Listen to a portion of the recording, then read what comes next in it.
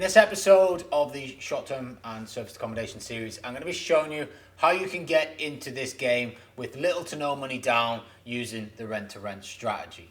So first and foremost, let's cover what the rent-to-rent strategy is, or rental arbitrage as it's known in many other countries around the world. So in essence, we are going to rent a property which we will then use as an Airbnb or a short-term rental as it's actually known, although when you try and say short-term rental to people, they don't really know what you're talking about until you say Airbnb. So we rent a property. Now, why would a landlord want to rent a property to you so you could then make profit from it? Well, many landlords just want their rent.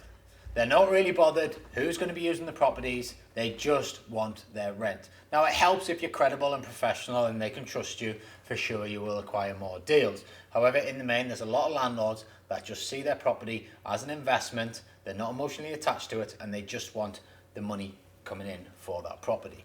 There's many reasons why we are far superior than a tenant, which I've covered on some of my other previous videos on the channel. But in the main, we help the landlords make more profit by renting to us rather than renting to a tenant, which is obviously a big factor for them. In terms of why would a landlord not do it themselves if there's so much money in it? Well, quite frankly, some of them just don't want to. Some of them are a lot older. They've got businesses that are doing well. They just don't want the added hassle and strain on their businesses. And quite often they don't want to change. A lot of people don't like to change. And if they've been doing something for so long, they just do not want to change no matter what the upside potential might be.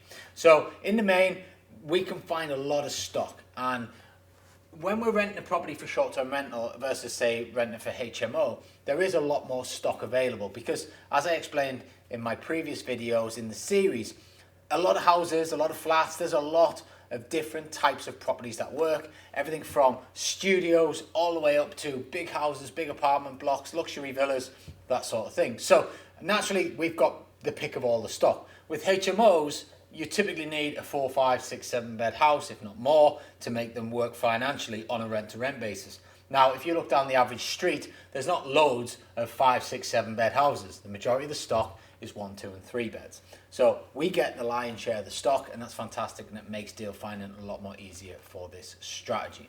So rent a property, and we run it on Airbnb. Again, I've talked about how we make money, should I say, on the uplift of that side. Now, how do you do this with no money? There's many ways that we can do this with no money, and quite simply, it all comes down to the contracts that we put in play with the landlord. So what we're looking for in an ideal world is a contract where there may be a bit of a delayed start. Now, by having that delayed start, it means we can get the property set up and we're not incurring any costs, and also we can potentially get it generating some revenue before we actually have to pay the rent. So that's one way that you can get into it no money down. Now, you're probably thinking, well, what about the setup costs? Again, with the setup costs, so you've got all your different bits of furniture. That's meant to be a couch, and we have to pay for that. What you can actually do is you can get funding on that. So you could actually get furniture finance. Okay, now furniture finance, typically your first payment comes out 30 days after you take the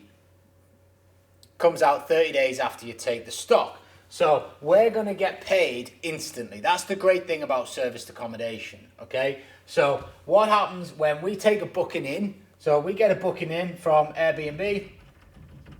The day that they stay, the day that they check in, the very next day, we get money in our bank account, okay? So if you've got 30 days lead runway before you have to pay your furniture payment, you've got 30 days worth of potential payments that you can have in your bank before you then have to pay for the furniture.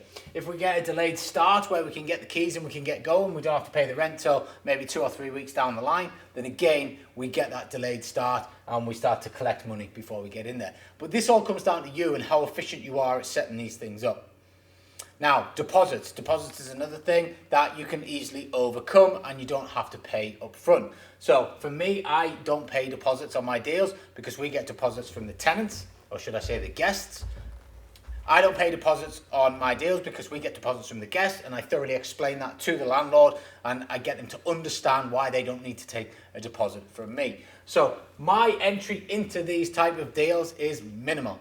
Okay, I do not have to pay anything up front. I'm using the revenue from the unit to then fund all the debt costs that are going to come up. Typically with your utilities, your Wi-Fi, all the other things that you have to set up, again, they're typically 30 days before you make your first payment. So you can get it going. Now, you have to be confident that you're going to get the money in, right? And we're going to come on to that in the deal analysis part of this series to make sure that we're picking the right areas, we've got the right locations and the right property. So make sure you subscribe to the channel so you do not miss that, because it all fits into the same. You can also look at how can we reduce the furniture cost. Well, quite frankly, you could go rent furnished properties. The downside of that is most landlord furniture is odds and sods here from it there, and they're just chucked in to try and appease a tenant that needs a bit of furniture. Tenants aren't as fussy as guests on how these places look, so you might have a load of mismatched stuff. You can stumble across a good property with good furniture every now and then, but in the main, you're going to get more traction from unfurnished properties, and ideally, you just want them to be modern and unfurnished so you can put your little touch on it. But if you can find a property that's furnished, or if you do not have the capacity to get the finance or to buy the furniture, then you need to be searching for furnished properties only, and you've got to make it work. But what you can do is you can take a property on that's maybe not in the ideal scenario, it's not got the best furniture, you can get it running, and then from this bits of profit that come in, as well as paying your bills, you can maybe then go and replace the couch for a better couch, you can replace the bed for a better bed, and before you know it, with the first few months of revenue, you've set up a really nice unit, you've managed to get it looking exactly how it needs to look, and then naturally your ADR, your average daily rate, plus your occupancy will start to rise, and you'll make more money. So there's so many ways that you can actually do this without having to invest any money, but the thing is, you've got to get creative. If you don't know what you don't know, and if you don't know what you don't know, what don't you know?